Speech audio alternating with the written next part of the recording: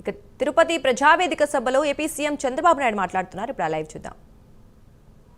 Quantum valley computerisation కి ఇంకో పక్క మీరు ఆలోచిస్తే hydrogen green hydrogen valley current కోసం కూడా తీసుకొస్తున్నాం.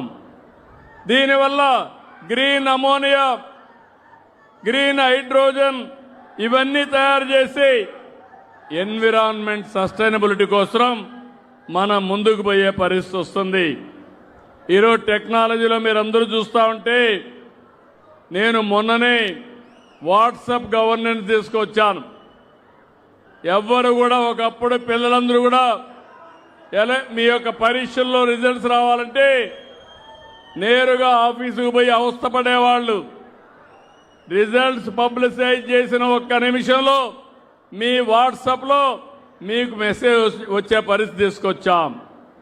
ఆగస్టు 15కి రాష్ట్రంలో 700 సర్వీసులన్నీ కూడా వాట్సాప్లో ఇచ్చే బాధ్యత తీసుకుంటున్నాను. ఇంకో పక్క అవేర్ ద్వారా 42 పారామీటర్స్ ఎక్కడ వర్షం పడుతుంది, ఎప్పుడు వర్షం పడుతుంది, ఎంత వర్షం పడుతుంది, ఎక్కడ పిడుగులు పడతాయి, ఎక్కడ మీరు జాగ్రత్తగా ఉండాలి, ఎక్కడ ఎక్కువ ఎండ ఉంటుంది, అలాంటప్పుడు ఎక్కడన్నా సన్ స్ట్రోక్ ఇవన్నీ వస్తే ముందే సమాచారం చేరవేసేట్టుగా 42 పారామీటర్స్ ఇన్ఫర్మేషన్ని మీకోసం అధికార యంత్రాంగానికి కూడా ఇస్తున్నానని చెప్పి కూడా మీకు తెలియజేస్తున్నా. ఇలాంటివన్నీ చేసి మనం ముందుకు పోగలిగితే ఈ రాష్ట్రంలో మనకు తిరుగుండదు, ఎదురుండదని చెప్పి కూడా నేను మీకు తెలియజేస్తున్నా. ఈరోజు మీరు చూస్తే door to door collection Delhi అయితే 99% ఉంది. మనం ఇంకా బాగా ఇంప్రూవ్ కావాలి, 68% ఉన్నాం. విజిబుల్ క్లీనినెస్లో 99 చండీగఢ్ ఉంటే మనం దగ్గర 72% ఉన్నాం. చాలా ఇంప్రూవ్ కావాలి. ఇంకో పక్క వేస్ట్ ప్రాసెసింగ్ 99% చండీగఢ్ ఉంటే మనం 63% ఉన్నాం. ఇంకొక పక్కన మీరు ఒకసారి చూస్తే లెగసీ చెత్తంతా తీయడంలో చండీగఢ్ 100% ఉంటే మనం 66% ఉన్నాం. అదే సమయంలో ఇంకొక పక్కన చూస్తే మొత్తం 7 స్టార్ రేటింగ్ మన విజయవాడకు వచ్చింది. 5 స్టార్ రేటింగ్ తిరుపతి, గుంటూరు, విశాఖపట్నానికి వచ్చింది.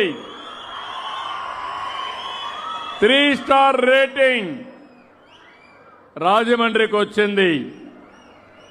ఇంకో పక్క 1 స్టార్ రేటింగ్ 14 మున్సిపాలిటీలకు వచ్చింది.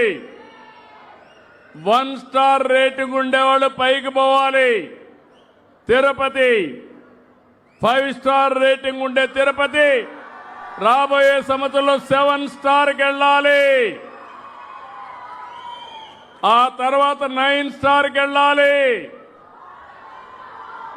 ఎంత మనం ముందుకు ఎదగలిగితే అంత ముందుకెళ్ళి మన ఇల్లు ఎట్లయితే అద్దంలాగా పెట్టుకుంటామో మన రోడ్లు కూడా అద్దంలాగా పెట్టుకునే బాధ్యత మన అందరిది. అవునా కాదా తమ్ముళ్ళు?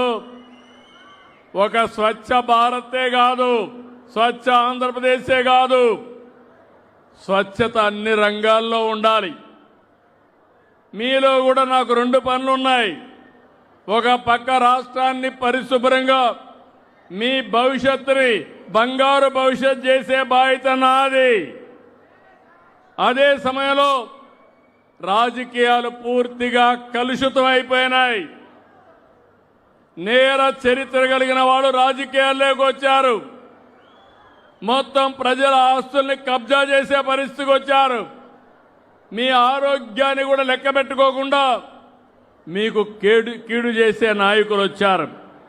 మీ ఇంట్లో చెత్త ఏ విధంగా అయితే క్లీన్ చేస్తున్నారో రాజకీయాల్లో ఈ మలినాన్ని కూడా శుభ్రం చేసే బాధ్యత మీ అందరిపైన ఉందని చెప్పి మరొకసారి విజ్ఞప్తి చేస్తున్నా.